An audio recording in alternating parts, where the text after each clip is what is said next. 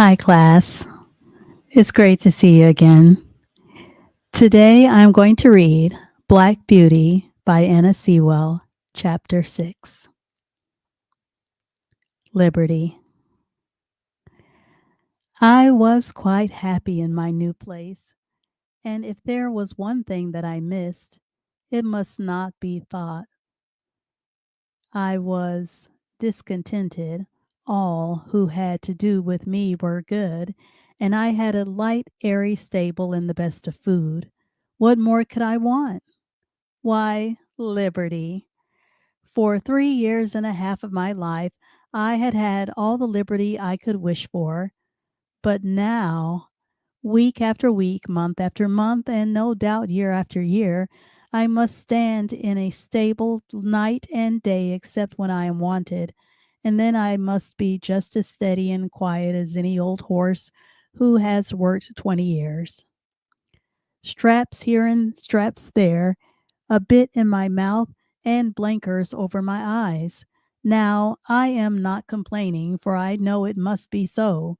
I only mean to say that for a young horse full of strength and spirits, who has been used to some large field or plain, where he can fling up his head and toss up his tail and gallop away at full speed, then round and back again with a snort to his companions, I say it is hard never to have a bit more liberty to do as you like.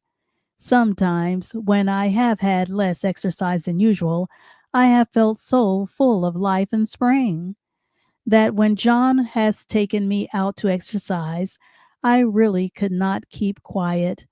Do what I would, it seemed as if I must jump or dance or prance, and many a good shake I know I must have given him, specially at the first, but he was always good and patient. Steady, steady, my boy, he would say. Wait a bit, and we'll have a good swing, and soon get the tickle out of your feet.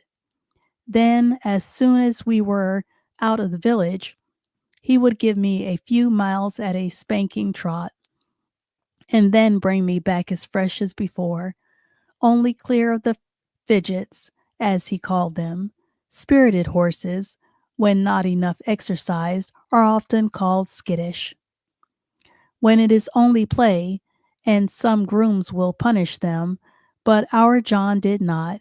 He knew it was only high spirits.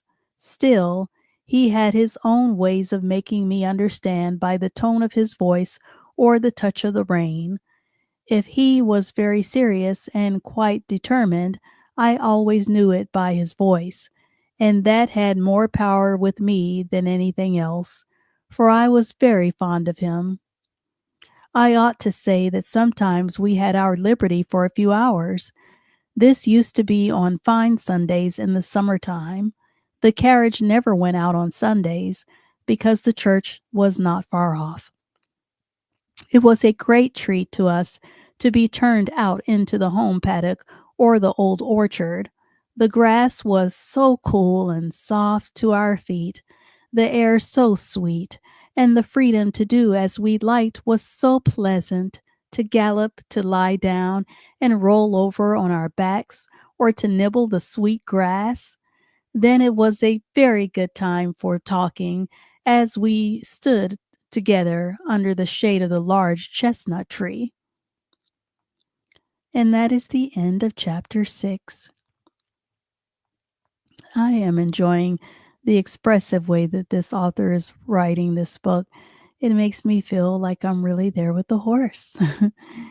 Please give this video a thumbs up, and then next time I'll be reading chapter 7. If you haven't already subscribed, please subscribe and share this video on your social media with someone who you know is learning to read. I'll see you all in the next one, Lord willing. Thanks for watching. Bye.